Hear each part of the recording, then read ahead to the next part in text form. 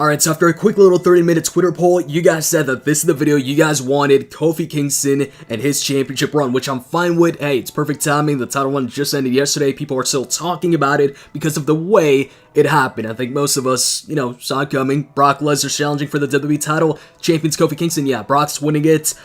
But I don't think we expected what actually happened, the way it happened, and how quick it happened. So I'm going to do something a bit unusual here. You see people all the time rating matches, shows. Hey, I do it too. But nobody actually rates championship runs. And I see people talking about Kofi Kingston's run saying it's good, some people saying it's boring. So I want to go ahead and go from start to finish, from when he won it to when he lost it, the feuds, everything else, and give it a rating at the end. How was Kofi Kingston's championship run? So let's start it off from the very beginning, and I've got to say, Kofi Kingston's championship run, the beginning of it, I'd say is one of the best starts to a championship run in a long time. It started off really good. From the very moment he won the title, actually from the very moment they started building up to it, it was great. The way they did it for him to earn that opportunity, and then the actual match itself where he won the title was at Mania, the biggest show of the year. After going through a bunch of obstacles, he takes on Daniel Bryan. The crowd was really into the match. The crowd was into Kofi Kingston. They were happy that Kofi Kingston won the title. The match itself was a great match, and it made for a great WrestleMania moment. I think it's a moment that's going to be remembered for a long time. They're going to show clips of it and this and that.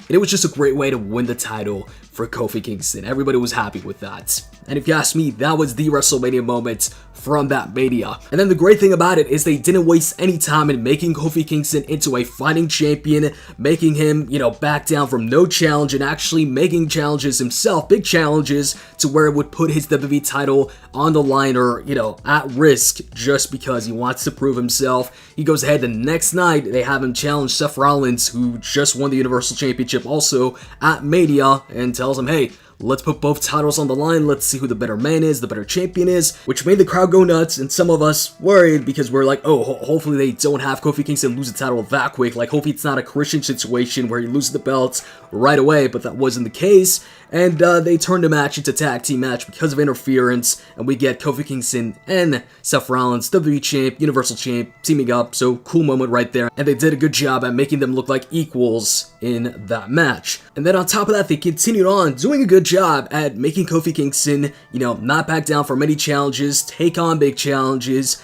and, just build up Kofi Kingston, because for years, he hadn't been winning that much. He goes ahead, defends the title in a rematch against Daniel Bryan on free TV in a great match, in a great rematch, retains the title there on Raw, and then the next night, AJ Styles, Sami Zayn both challenge him for the title. Once again, he accepts the match, triple threat match. So 2 nights in a row, he decides to put his title on the line. Well, actually, the first night, I believe Vince McMahon made the match. But bottom line, he defends the title 2 nights in a row on free TV in 2 great matches and retains in both instances. And during that time, Kevin Owens, he enters into a feud with Kofi Kingston, which also, that gave us some pretty cool segments, with Kevin Owens joining the New Day, although that only lasted like a week or so, but that led into his first big title match on pay-per-view, Kevin Owens versus Kofi Kingston, which was a decent match, nothing excellent or anything like that, but it was also overshadowed by Seth Rollins versus Seth Rollins that same night. But still,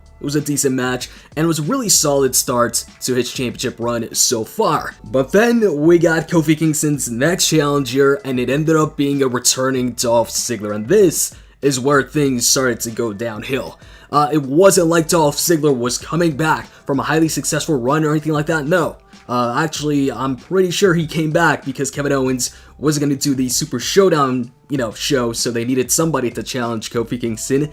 So I guess they were like, hey, let's bring Dolph Ziggler back.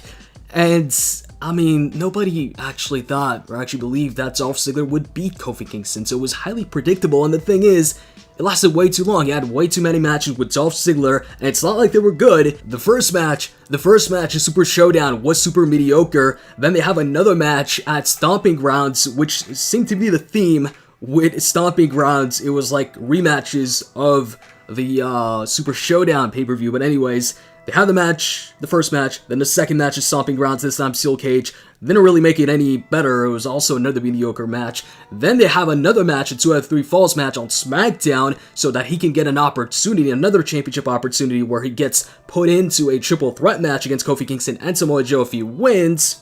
And he ends up losing that match, but then he gets the opportunity anyways at the Smackville Network special, so he got 4 matches against Kofi Kingston. Anyways, yeah, that was probably the worst part of Kofi Kingston's championship run. The feud itself, the matches themselves, it was just bad. And then, kind of continued on when it comes to the matches. You see, he then moved on to Samoa Joe. And the feud itself was fine. The build-up to it had its moments, mainly the moment where we had Kofi Kingston and Joe in the ring, and Kofi Kingston gave him the middle finger, followed by the Trouble in Paradise. That was cool. It made Kofi Kingston look cool. That was a great segment within that feud, but then came time for the pay-per-view match. And this is kind of the theme with Kofi Kingston's run. The pay-per-view match disappointed. Wasn't, a great match or anything like that. It was just meh. And that was it for the Samoa Joe feud. So the good thing there was that it didn't drag on like the Dolph Ziggler feud. They had a triple threat match afterwards in a network special, and that was it. But also in the case of Joe, it's kind of like Dolph Ziggler, where not too many people believe that he could also beat Kofi Kingston, or was going to be the one to beat Kofi Kingston. Although I will say there was more people that believed that Samoa Joe had a chance over Dolph Ziggler. And then we moved on to the Randy Orton feud. Now this was the feud I think that everybody was looking forward to. Kofi versus Randy, given their history before, people wanted to see this. And the feud itself, the build-up, the segments, they were great. Actually, it started off really well with an in-ring segment with Kofi and Randy, spilling some real moments, this and that. It was good.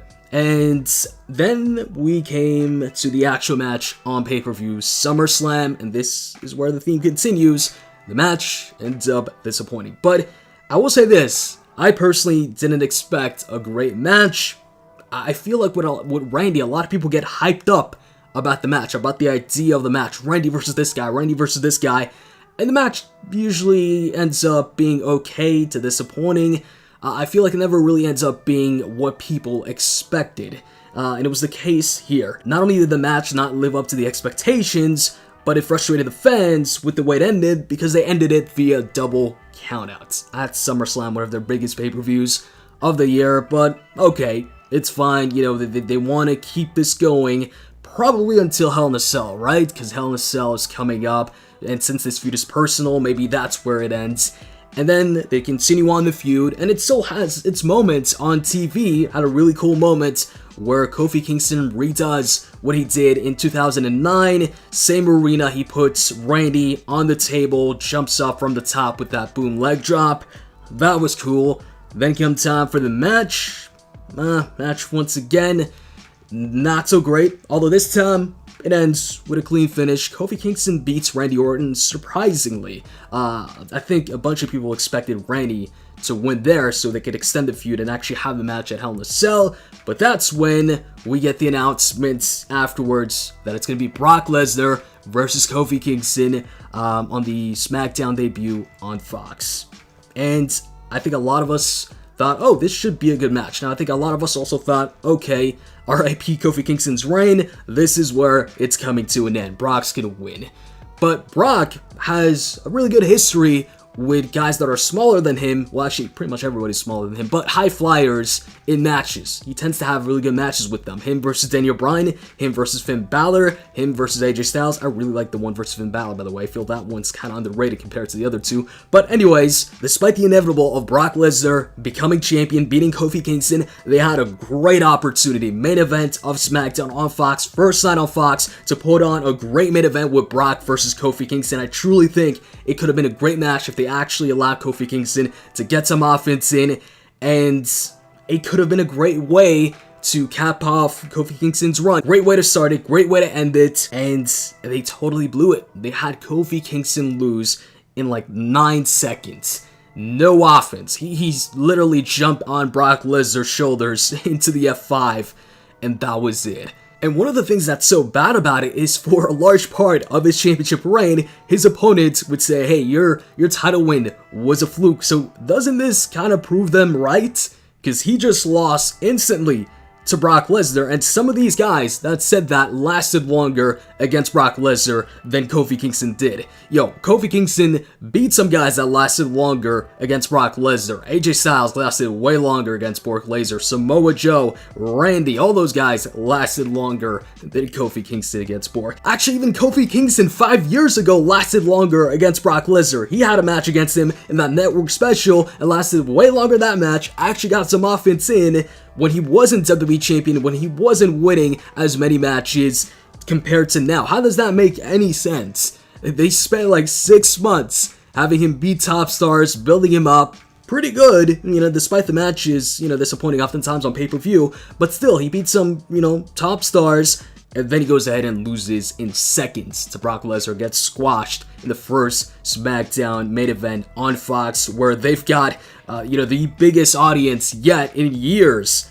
that are watching. And I saw a tweet from Lance Storm where he kind of justifies it. He goes ahead and says that, hey, in MMA, people get caught by surprise, and the commentators, talk about how, hey, he just got caught. It was kind of luck. If they have a rematch, it's going to be different, this and that. But in Kofi's case, they moved on from him immediately afterwards, and now it's like the new focus is Brock versus Kane. And so it looks like Kofi Kingston's not next in line for a rematch, and unless he gets that rematch and gets to showcase that, hey, that was a fluke, that was like a surprise, I got caught by surprise, then it just doesn't look good for Kofi Kingston. Just makes him look real weak in this case. And it's so weird because initially in the title run, they made him look like an equal to Seth Rollins, and they also had, by the way, I almost forgot about this, Brock Lesnar, coming out with the Money in the Bank briefcase, trying to decide between Kofi and Seth Rollins. But then after this Brock match, he definitely doesn't look like he's at Seth's level. Seth beat him twice. Kofi Kingston loses in less than 10 seconds. So hopefully he gets a rematch and gets to actually showcase that he can go with Brock Lesnar. He can get some offense in, and hopefully that'll actually happen. But anyways, on to the rating for the championship run. I'd give it a 6 out of 10. It was heavily carried by the start of it. The start was really solid, really good. And then, come time for the pay-per-view matches, oftentimes it disappoint. But then you'd have some really good segments in between, and the feuds themselves leading up to the match would be good, despite that, Dolph Ziggler feud. But then at the end, that's where it really took a big hit when Brock Lesnar squashed Kofi Kingston in just seconds.